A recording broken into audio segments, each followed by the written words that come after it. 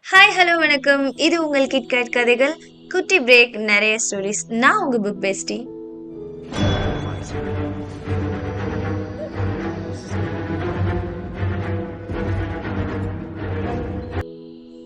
வீரயுக நாயகன் வேல்பாரி பாகம் 2. அத்தியாயம் 25. வயது பழுத்த முதுகிழவர், தோளிலே விழுந்து பொருளும் நரைமுடி, கால்கள் சற்றே தளர்ந்த நிலை. ஆனால் கண் பார்வை மட்டும் அப்படியே. அதுவும் இரவாகிவிட்டால் கண்களின் ஒளி மெருகேறிவிடும். அரண்மனை தாழ்வாரத்தின் வழியே மெல்ல நடந்து வரும் திசைவேழரை சுற்றி தலைமை மாணக்கர்கள் 4 வந்தனர். நேற்றிரவே அரண்மனைக்கு வந்து சேர்ந்த அவர் நண்பகலில்தான் புது மாளிகையில் வரையப்பட்ட காலக்கணக்கை பார்க்க வருகிறார். அவரது வருகையை எதிர்பார்த்து காத்திருந்தான் அன்புவன். அரண்மனையின் தலைமை கணியன் அவன்தான். ஆனாலும் ஆசானின் வருகை உள்ளுக்குள் சிறு நடுக்கத்தை ஏற்படுத்தியபடி இருந்தது. அந்தவனுக்கு பக்கத்தில் அவன் உதவியாளர்கள் நின்றிருந்தனர். ஆனை மணி ஓசை எழுப்பியபடி பணியாளன் முன்னடந்து வந்தான். அரண்மனையின் பேரதிகாரம் பெற்றவர்கள் வரும்போது அவர்களுக்கு முன் இந்த ஓசை எழுப்பப்படும். திசைவேழர் கோலூன்றி நடந்து வந்தார். அரண்மனைக்கு அவர் வந்து 8 ஆண்டுகள் ஆயிற்று. சென்ற முறை அவர் வந்தபோது அவரோடு கபிலரும் வந்திருந்தார். இருவரும் 2 மாத காலம் இங்கு தங்கியிருந்தனர். விண்ணையும் மண்ணையும் பற்றி இரவு பகலாக பேசி கழித்தனர். ஒரு வைகறை பொழுதில் வைகையின் நிலை மண்டபத்தில் அமர்ந்த கபிலர் அந்த முழு நாளும் எழுந்து வராமல் எழுதி கொண்டே இருந்தார். அத்தனையும் திசைவேழரின் பேரறிவை போற்றிய பாடல்கள். இந்த நாள்களின் எண்ணங்கள் அவர் மனதில் ஓடிக்கொண்டிருந்தன. பட்டயக்கல்லை பார்த்தபடியே ஊன்றுகோலை எடுத்து வைத்து நடந்தார். கார்கால மாளிகையின் வாயிலில் நின்ற அந்துவன் வணங்கி வரவேற்றான். சொற்கேட்டு தலையாட்டினார். முகம் பார்க்கவில்லை. மாளிகையின் நடுவில் சின்ன அடையாளம் ஒன்றை வைத்திருந்தனர். நேராக அந்த இடம் வந்து நின்றார். நெஞ்சுக்கு நேராக ஊன்றுகோலை ஊன்றி 2 கைகளாலும் இறுக பிடித்தார். தலையை முன் சாய்த்து கண்கள் மூடியவர் சிறிய கால இடைவெளியில் தலையை அப்படியே பின்னால் சாய்த்தார். படுத்து கிடப்பவனைப் போல முகம் கிடைமட்டத்திலிருந்து மேற்கூரையை பார்த்தது. கண்கள் திறந்தார். கருவிழிகள் காலத்துக்குள் நுழைந்தன. புதிய வெப்பன் பிறந்த போது இருந்த நாள் மீன்களும் கோல் மீன்களும் அவரின் நினைவுக்கு வந்தன. மேற்கூரையில் உள்ளொடுங்கிய விண்மீன்களுக்குள் கண்கள் சொருகின. உடலையோ கழுத்தையோ சுற்றாமல் கருவிழிகளை சுற்றி மேற்கூரையின் முழு வட்டத்தையும் பார்த்து முடித்தார். தலை முன் வணங்கி கோல் நோக்கி கவிழ்ந்தது. என்ன சொல்ல போகிறார் என்பதை அறிய அந்துவன் ஆவலோடு இருந்தான். அமைதியான அந்த மாளிகையில் மெல்ல ஒலித்தது திசைவேழரின் குரல். புதிய வெப்பன் பிறந்த நாள் என்ன? அந்துவனுக்கு விடையுடனே நினைவுக்கு வரவில்லை. சற்றே நிதானித்து சொன்னான். வளர்ப்பிறையின் 8ஆம் நாள். எந்த பொழுதில் பிறப்பு நடந்தது? அதிகாலையில். நீ செய்திருக்கும் பிழை என்ன? விளக்கம் அளிக்கும் வாய்ப்பு எதுவும் அந்த வினாவில் இல்லை. அடுத்த பிழையை தவிர்க்க மட்டுமே வாய்ப்பளிக்கப்பட்டது.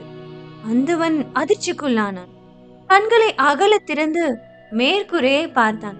ஒன்றும் பிடிபடவில்லை. வளர்ப்பிறை நாள்களில் கதிரவன் எழுவதற்கு முன்பே நிலவு மறைந்துவிடும். கதிரவனும் நிலவும் இல்லா புலர் காலை பொழுதில்தான் புதிய வெப்பன் பிறந்தான். ஆனால் நீ வானத்தின் மேற்கு விளிம்பில் 8ஆம் நாள் நிலவை வரைந்து வைத்திருக்கிறாய். இதன் பொருள் என்ன தெரியுமா? உறைந்து போய் நின்றான் அந்துவன். விடை சொல்ல நான் எழவில்லை. ஓவியம் குறிப்பது வளர்ப்பிறையின் 8ஆம் நாள் அல்ல. அந்துவனுக்கு வியர்த்து கொட்டியது. மற்றவற்றில் தவறுகளின் அளவை பொறுத்து பாதிப்பின் தன்மை இருக்கும். ஆனால் காலக்கணக்கில் அப்படியன்று. பெரியதோ சிறியதோ பிசகு பிசகுதான். கனப்பொழுதில் எல்லாம் குலைந்துவிடும். சொல்லியபடியே வேனிற் கால பள்ளியறையை நோக்கி நடந்தார் திசைவேழர். அது மேல் மாடத்தில் இருக்கிறது. ஏறிச் செல்ல தன் மாணவர்களைத்தான் அனுப்புவார் என்று நினைத்திருந்தான். ஆனால் திசைவேழரின் கால்கள் படியேறிக் கொண்டிருந்தன.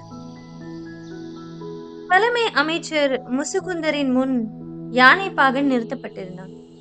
பாண்டிய நாட்டின் பெருவிழா நடந்து கொண்டிருக்கும் இந்த நேரத்தில் இந்த சிக்கல் தொடர்பாக விசாரிக்க தாங்கள் வர வேண்டுமா என்று முசுகுந்தரிடம் அரசாங்கத்தின் கலைஞர் தலைவர் வெள்ளிக்கொண்டார் கேட்டார்.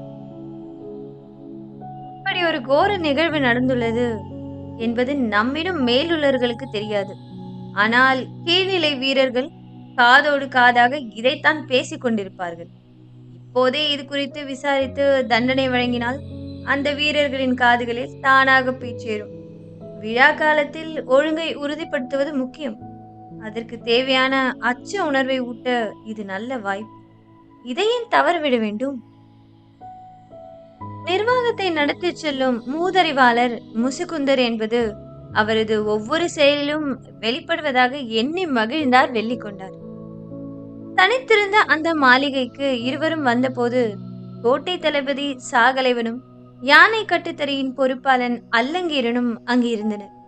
விசாரணைக்காக வரவழைக்கப்பட்ட மற்ற 4 வீரர்களும் பாகனுக்கு பின்னால் நின்று கொண்டிருந்தனர். பாகனின் மீது சுமத்தப்பட்ட குற்றத்தை தளபதி சாகலைவன் தடித்த குரலில் கூறினான். யானையை விட்டு பாகனும் கப்பலை விட்டு மீகானும் தப்பிக்க அனுமதி இல்லை. இது பாண்டிய நாட்டின் விதி. அதை நீ மீறி இருக்கிறாய். நான் என்னை காப்பாற்றிக் கொள்ள தப்பவில்லை, அதை காப்பாற்றவே முயன்றேன். மதம் கொண்ட யானையை எப்படி காப்பாற்ற முடியும்? அதற்கு மதம் பிடிக்கவில்லை. தளபதி மாரையனை அது ஏன் கொன்றது? என்னை ஏன் அது கொல்லவில்லை? எதிர்கேள்வி எரிச்சலை உண்டு பண்ணியது. கேள்விக்குள் இருக்கும் உண்மை பதற்றத்தை கூட்டியது. அரை இருட்டுக்குள் இருந்து குதிரை பாய்ந்து கண்ணெதிரே வந்தால் எந்த விலங்குதான் அச்சம் கொள்ளாது? அச்சத்தால் தான் அது அடித்தது, மதத்தால் அல்ல. உனது விளக்கம் தளபதியின் மரணத்தை நியாயப்படுத்த போதுமானதாக இல்லை. அதுவும் இந்த பெருவிழா நடந்து கொண்டிருக்கும் போது ஒருவேளை யானை நெடுங்கத தெருவுக்குள் நுழைந்திருந்தால் இழப்பு என்ன ஆயிருக்கும்? என் உத்தரவுகளை அது ஏற்கவில்லையே தவிர அதற்கு மதம் பிடிக்கவில்லை. அதனால்தான் அது கட்டுத்திரையை நோக்கி போனது. 3 திருப்பங்களிலும் சரியாக திரும்பி நடந்தது. மேற்கு வாசல் தளபதி சட்டென எதிரில் வந்து விட்டார். இருட்டில் அவரின் வருகை நானே எதிர்பார்க்கவில்லை. அது வேகம் கொள்ளாமல் தான் அடித்தது. பின்னங்காலில் மிதிப்பட்டதால் அவர் செத்தார். அது நிற்காமல் ஆனால் சரியான திசை நோக்கி போனதால் தான் கோலை காதருகில் சொருகிவிட்டு நான் இறங்கினேன். அதை எளிதில் பிடித்திருக்க முடியும். ஆனால் அவசரத்தில் எல்லாம் தவறுதலாக நடந்துவிட்டன. நீ நடந்து கொண்டதுதான் தவறு. அதை ஏற்காமல் எல்லாவற்றின் மீதும் பழி சுமத்தாதே. பாகனின் எதிர்கூற்றை கேட்டுக்கொண்டிருந்த முசுகுந்தர் சொன்னார். பாண்டிய நாட்டின் பெருவிழா நடந்து கொண்டிருக்கும் இந்த வேளையில் மற்றவர்களுக்கு தெரியாமல் விசாரித்துக் கொண்டிருக்கிறோம். விசாரணையை கூட குற்றத்தின் பகுதியாக நீ மாற்றிவிட்டாய். நீ இழைத்த குற்றம் அன்றோடு நிற்கவில்லை, இன்றும் தொடர்கிறது. முசுகுந்தரின் சொல்லால் அதிர்ச்சியடைந்த அல்லங்கீரன் இனியும் பேசாமல் இருப்பது முறையல்ல என முடிவு செய்தார். வேநீர் கால மாளிகைக்குள் நுழைந்த திசைவேழர் சுற்றுச்சுவர் முழுக்க செடி கொடிகளாக வண்ண ஓவியங்கள் வரையப்பட்டிருந்தன. பச்சை நிற பரப்பாய் மதில்கள் காட்சியளித்தன. மாளிகையின் நடுவே போன திசைவேழர் வழக்கம் போல் கோலை ஊன்றி தலையை மேலேற்றி அண்ணாந்து பார்த்தார். சிறு புலி கண் போல் அறுவை சித்திரை 2 மீன் மேற்கூரையின் உச்சியில் இருந்தது.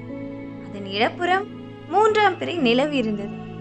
அதற்கு நேர் கீழே செவ்வாயும் அதற்கு எதிரே காரி சனியும் இருந்தது. அண்ணாந்த திசைவேழரின் தலை சற்றே கூடுதல் நேரம் எடுத்தது. அதேபோல் அண்ணாந்து பார்த்து கொண்டிருந்த அந்துவனுக்கு பிடரி பிடிப்பதை போல் இருந்தது. தலை இறக்காமலே கேள்வி வந்தது. செவ்வாய்க்கோளுக்கு பூசியுள்ள செந்நிறத்துக்கான வண்ணத்தை எதிலிருந்து எடுத்தாய்? வெடவேலும் பட்டையிலிருந்து எடுத்தேன். அதுதான் இளஞ்சிவப்பாக இருக்கிறது. செவ்வாய் அடர் சிவப்பு நிறம் தானே.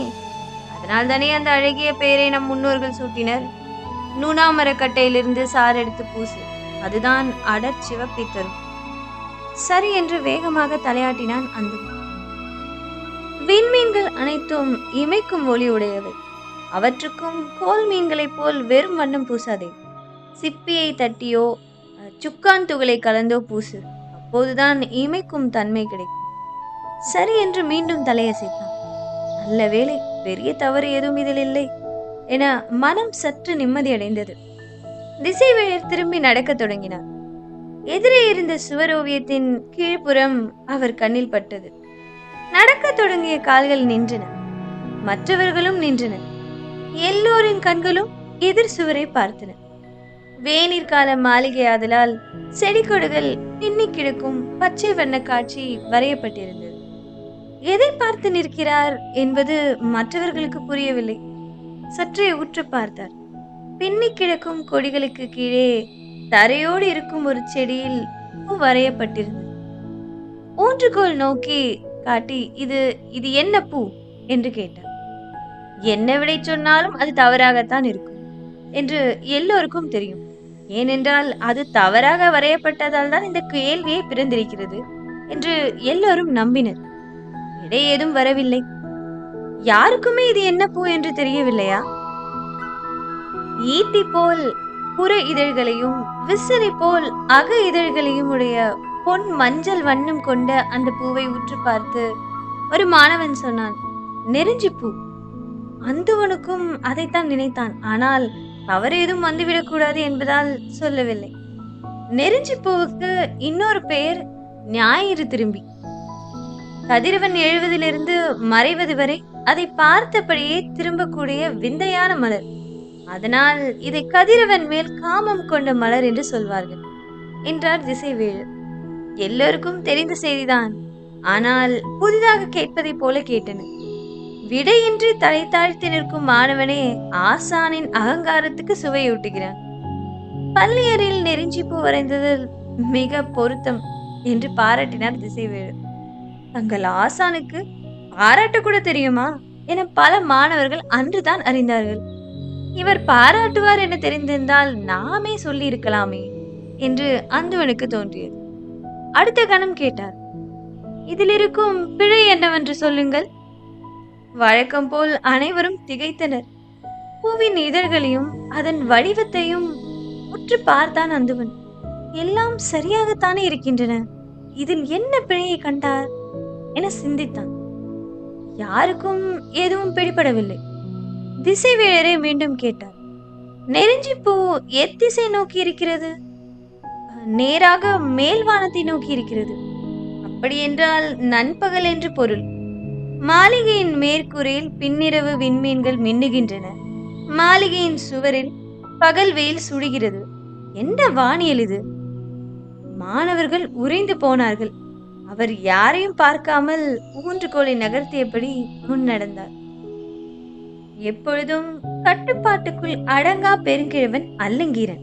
அவன் பேச ஆரம்பித்ததும் விசாரணையின் சூழலை மாறியது. வந்திருக்கும் மண்ணீட்டாளர்கள் அவசரமாக அனுமதிக்கப்பட வேண்டியவர்கள் என்பதை மாரையன் உணர்ந்திருந்தான். ஆனால் கோட்டை கதவை அவனால் திறக்க முடியவில்லை. எல்லா அதிகாரங்களையும் காமக்கிழத்தியின் படுக்கை அறைக்குள் வைத்துக் கொண்டு நீ இருந்தாய். அதுதான் சிக்கலுக்கு காரணமே. அல்லங்கீரனின் குற்றச்சாட்டு சாகலவனின் முகத்துக்கு நேர் எகிரியது. அவனுக்கு கதவை திறக்கும் அதிகாரம் இருந்திருந்தால் இரவு நிலை உணவு கொடுப்பதற்கு முன்பே கட்டுத்தறிக்கு செய்தி சொல்லியிருப்பான். யானையும் கதவை திறந்து விட்டிருக்கும். எந்த சிக்கலும் ஏற்பட்டிருக்காது. ஒரு மரணத்தை வைத்து நிலைநிறுத்தப்பட்ட அதிகாரத்தை கேள்வி கேட்காதீர்கள் என்றார் வெள்ளிக்கொண்டார். மாரையின் கதவை திறக்க எவ்வளவு முயன்ற போதும் சாகலைவன் காமக்கிழத்தியின் கட்டளை விட்டு அகலாமல் இருந்ததுதான் அதிகாரத்தின் கோர வடிவம். நான் அதைத்தான் கேள்வி கேட்கிறேன். எல்லாவற்றையும் அறிந்துதான் விதிகள் வகுக்கப்பட்டுள்ளன. அவற்றை கேள்விக்கு உட்படுத்தும் அதிகாரம் யாருக்கும் வழங்கப்படவில்லை என்றார் வெள்ளிக்கொண்டார். அறிவாலும் குணத்தாலும் எடுக்க வேண்டிய முடிவை விதிகளாலும் கட்டளைகளாலும் எடுக்க முடியாது. மனிதன் எடுக்க வேண்டிய முடிவை சட்டத்தின் கையில் ஒப்படைப்பது அறிவீனம். அவ்வளவு நேரம் பேச்சை கேட்டுக்கொண்டிருந்த முசுகுந்தர் சற்றே ஆவேசத்தோடு தலையிட்டார். கட்டளைகளால் கட்டி எழுப்பப்படுவதுதான் அரசாட்சி. அதன் உறுப்புகள் அனைத்தும் உத்தரவுகளால் மட்டுமே இயங்க வேண்டும். முடிவெடுக்கும் அதிகாரத்தை இழப்பதன் மூலமே எல்லோருக்குமான சிறந்த முடிவு கிடைக்கிறது. எல்லோர் கைகளிலும் அதிகாரம் இருந்தால் எல்லாம் அழியும் மனிதனை விட உயர்ந்த இடத்தை விதிகளுக்கு எப்படி தர முடியும் என்று சொன்ன அல்லங்கீரன் சற்றே மூச்சு வாங்கிவிட்டு சொன்னார். உங்களைப் போல் உயரத்தில் இருக்கும் மனிதர்களுக்கு அதுதான் வசதியாக இருக்கிறது. ஏனென்றால் உங்களின் கைகளில் தான் சட்ட விதிகள் இருக்கின்றன. அவற்றுக்குத்தான் கண் காது என எதுவும் இல்லை. கையில் எடுப்பவனுக்கு தகுந்த கையுறைகள் தானே சட்ட விதிகள். கிழவனை இன்னும் பேச விடக்கூடாது என முசுகுந்தருக்கு தோன்றியது. இந்த மாநகரம் சட்ட விதிகளால் பதப்படுத்தப்பட்டது. அதன் பக்குவத்தை நிலை குலைக்க நினைப்பதை அனுமதிக்க முடியாது. முளைத்தது விளையும், விளைந்தது கனியும். அதற்கு எதிராக ஏது ஒன்றையும் பக்குவப்படுத்தி விளை வைக்க முடியாது, பதப்படுத்தி கனிய வைக்கவும் முடியாது. அதுதான் இயற்கை. இயற்கையை ஆள்வதற்காகத்தான் வெல்ல முயல்கிறோம், வெல்வதற்காகத்தான் அழிக்க முயல்கிறோம். இந்த அழிவுதான் அரசாட்சியின் சாட்சி. குரல் கணீர் என்று எதிரொலிக்க இருக்கையிலிருந்து எழுந்தார் முசுகுந்தர். அடுத்து என்ன சொல்ல போகிறார் என்பது அல்லங்கீரனுக்கு நன்கு தெரியும். அதனால் சற்றே முந்திக் கொண்டு சொன்னார். மதமற்ற யானையை நான் கொன்றேன். அதன் வால் மேல் தூக்காததை கவனிக்காது பெரும் தவறிழைத்தவன் நான் தான். எனக்கான தண்டனையை சேர்த்து சொல்லிவிடுங்கள். நீதான் விதிகளின்படி முடிவை சிறப்பாக நிறைவேற்றி தனித்து வந்த யானையை தன நேரத்தில் வீழ்த்தினார். மணநாளில் மாமன்னர் சிறந்தோருக்கு வழங்கவிருக்கும் பொற்றாமரை பூவை உனக்கும் வழங்க ஏற்பாடு செய்.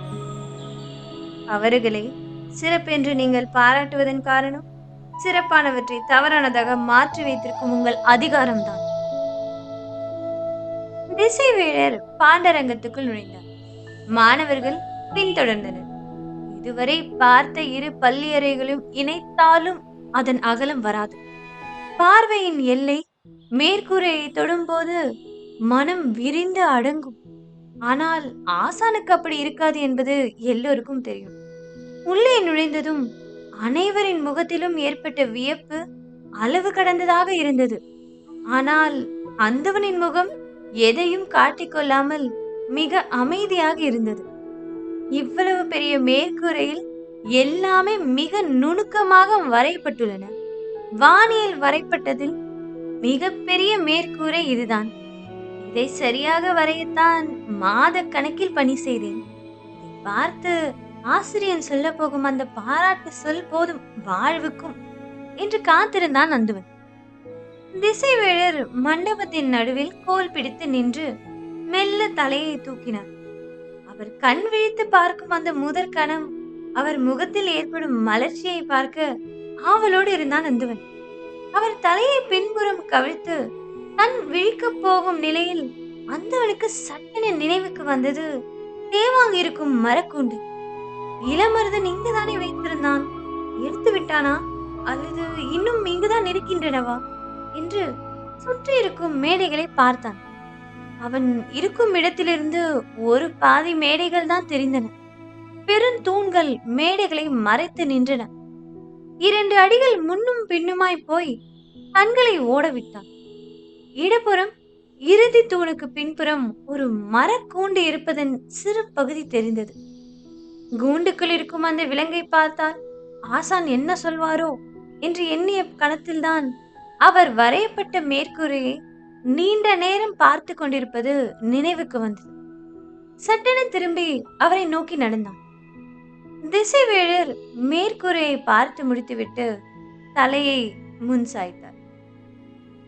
அவரின் முகக்குறிப்பை பார்க்க முடியவில்லையே, என்ன சொல்ல போகிறாரோ என்று பதற்றம் கூடியது.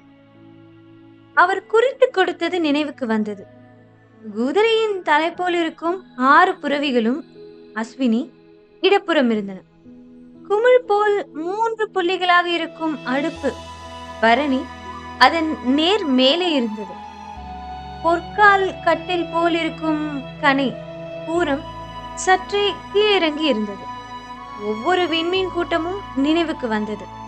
மனக்கண்ணில் எல்லாவற்றையும் நினைத்து மீண்டும் மேலே பார்த்தான். எல்லாம் சரியாகத்தான் வரையப்பட்டிருந்தன. ஆனால் ஆசான் இன்னும் வாய் திறக்கவில்லையே. அமைதி எல்லோரையும் பிடித்தது. மெல்லிய செருமல் வந்தது. என்ன சொல்ல போகிறார் என்று ஆர்வத்தோடு இருந்தது. இந்த வானியல் அமைப்பு எதை குறிக்கிறது? குரல் இறுக்கமாக இருந்ததை ஒரு சிலர் மட்டும் உணர்ந்தனர். வினாவுக்கான விடை யாரிடமும் இல்லை. மற்றவர்கள் அந்துவனையே பார்த்தார்கள். தயங்கியபடி அந்துவன் சொன்னான், பேரரசரின் பிறந்தநாள் அமைப்பு இதுவன்று. பேரரசியாரின் பிறந்தநாள் அமைப்பும் இதுவன்று. வேறு யாருடையது என்று என்னால் உய்த்தறிய முடியவில்லை ஆசானே. மனிதனுக்குரிய நாளை நினைவுபடுத்துவது மட்டுமா வானியலின் வேலை? அது இயற்கையின் காலமானி அல்லவா? அவரின் சொல் புதிய திறப்பை உருவாக்கியது. வியப்போடு தலை நிமிர்ந்து மேலே பார்த்தான். ஒன்றும் பிடிபடவில்லை. ஆசானின் குரல் கணீர் என்று ஒலித்தது. இது மேற்கு மலையின் பெருமழை பெய்து வைகையில் வெள்ளம் பெருகும் கோல்நிலை. பாண்டரங்கத்தில் ஆடலும் பாடலும் செழிக்க, பாண்டிய நாட்டில் உழவும் வணிகமும் தழைக்க இந்த கோல்நிலையே அடிப்படை. இது பிறந்த காலத்தை குறிப்பதென்று, அந்த பேரரசரின் சிறந்த காலத்தை குறிப்பது. வாயடைத்து போனார்கள் அனைவரும். வானியல் பேராசானின் அறிவு கண்டு மெய் மறந்து நின்ற போது அவரின் குரல் அதைவிட கனத்து ஒலித்தது. இதில் நீ செய்த பிழை என்ன தெரியுமா? அடித்தொண்டையிலிருந்து வந்தது அந்த கேள்வி. அந்துவனின் உடல் உதறியது. அவன் நிமிர்ந்து பார்த்தான். மேற்கூரையை கண்கள் சுற்றின, தலையும் சுற்றியது. ஆசானின் குரல் வெளிவந்தது. வெள்ளி வெறும் கோல் என்று, மழைக்கான கோல். ஆனால் அது தெற்கே விலகி இருப்பது மழையின்மைக்கு அறிகுறி. நீ எங்கே வரைந்து வைத்திருக்கிறாய் பார். அந்துவன் திரும்பி மேற்கூரையை பார்த்தான். வெள்ளி தெற்கே விலகி இருந்ததை பார்த்த கணத்தில் உச்சந்தலையை தாக்கியது ஆசானின் ஊன்றுகோல். துவண்டு விழுந்தான் அந்துவன். பாண்டரங்கத்தை பாழும் அரங்காக்க பார்த்தாயா? குரல் கேட்டு நடுங்கினான் அந்துவன். மன்னியுங்கள் ஆசானே, என்னை மன்னியுங்கள். உடனடியாக சரிப்படுத்துகிறேன், பொறுத்தருளுங்கள். அந்துவனை விட அதிகம் நடுக்கம் இருந்தது ஆசானின் கைகளில்தான். காலத்தை கணித்தல் எளிதன்று. கன நேரத்தில் எல்லாம் மாறிவிடும். நீ என் தலை மாணவன் என்பதால் தான் உன்னை அரண்மனைக்கு அனுப்பினேன். அந்துவன் பாய்ந்து வந்து காலை பிடித்தான். அடுத்து என்ன சொல்ல போகிறார் என்பதை அவனால் உய்த்தறிய முடிந்தது. ஒரு வாய்ப்பு கொடுங்கள் ஆசானே, மறுபடியும் பொருத்தமாக வரைந்து காட்டுகிறேன். அந்துவனின் கதறல் ஓசை கேட்டுக்கொண்டே இருக்க திசை வேழர் பாண்டரங்கத்தை விட்டு வெளியேறினார். கோட்டையின் வெளிப்புறம் இருக்கும் காட்டரண் அது. அங்குதான் யானைகளுக்கான வட்டரங்கு இருக்கிறது. முசுகுந்தரின் தீர்ப்பை நிறைவேற்ற எல்லாரும் வந்திருந்தனர். முதலில் பாகன் அரங்குக்குள் அனுப்பப்பட்டான். இன்னும் சிறிது நேரத்தில் யானை உள்ளே நுழையும். சுழல் அரங்கில் யானையிடம் தப்பித்து போக பாகன் ஓட வேண்டும். அவன் ஓடி தப்பித்தால் குற்றமற்றவன், மிதிப்பட்டு செத்தால் பாவமற்றவன். இதுதான் போட்டியின் விதி. போட்டி தொடங்க இன்னும் நேரம் இருந்தது. அதே சமயம் முடிவு எல்லோருக்கும் தெரிந்தே இருந்தது.